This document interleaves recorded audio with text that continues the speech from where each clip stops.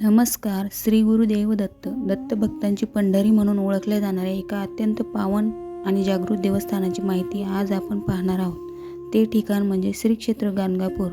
कर्नाटक राज्यातील कलबुर्गी जिल्ह्यात असलेल्या या पवित्र भूमीत आजही अनेक अद्भुत चमत्कार घडतात.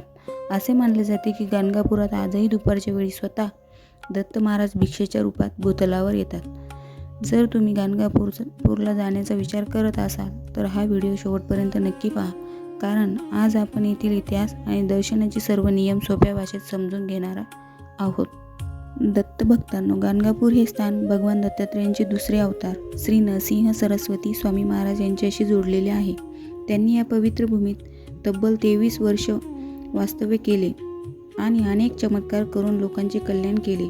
श्री गुरुचरित्र ग्रंथानुसार जेव्हा स्वामी महाराजांची अवतार समाप्ती करून कर्दळी वनात प्रस्थान केले होते, तेव्हा त्यांनी भक्तांना एक वचन दिले होते. ते म्हणाले होते की मी गुप्त रूपाने सदैव गाणगापुरातच राहीन. सकाळी भीमा अमरजा संगमावर स्नान करेन आणि दुपारी गाणगापूर मठात भिक्षा ग्रहण करेन. म्हणूनच आजही गाणगापूर हे दत्त संप्रदायातील सर्वात जागृत तीर्थक्षेत्र मानले जाते.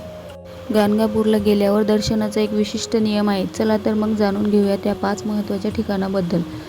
पहिलं ठिकाण भीमा अमरजा संगम. हे गाणगापूरमधील सर्वात पवित्र ठिकाण आहे, जेथे 2 नद्यांचा संगम होतो. येथे स्नान केल्याने सर्व प्रकारचे पापे आणि रोग नष्ट होतात, अशी भक्तांची श्रद्धा आहे. दुसरे ठिकाण आहे भस्माचा डोंगर. संगमाजवळच हा एक नैसर्गिक भस्माचा मोठा डोंगर आहे. असे मानले जाते की या ठिकाणी पूर्वीच्या काळी भगवान शिवाने यज्ञ केला होता. हे भस्म कपाळाला लावल्याने नकारात्मक ऊर्जा दूर होते. तिसरे ठिकाण औदुंबर वृक्ष. संगमाच्या काठावर एक अत्यंत जुना औदुंबराचा वृक्ष आहे. या वृक्षाखाली बसून श्री गुरुचरित्र ग्रंथाचे पारायण केल्याने भक्तांच्या सर्व इच्छा पूर्ण होतात. चौथे ठिकाण निर्गुण मठ. मुख्य मंदिर.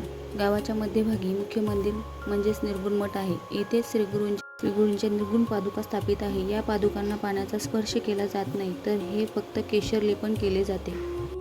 तसेच 5वे ठिकाण आहे कल्लेश्वर मंदिर. गाणगापूरची यात्रा कल्लेश्वर दर्शनाशिवाय अपूर्ण मानली जाते. हे शंकराचे मंदिर रामेश्वर मंदिराइतकेच पवित्र मानले जाते.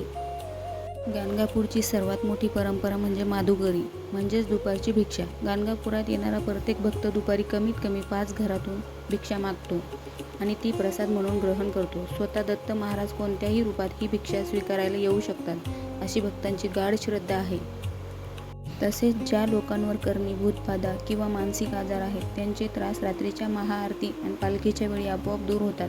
हा येथील एक मोठा चमत्कार आहे.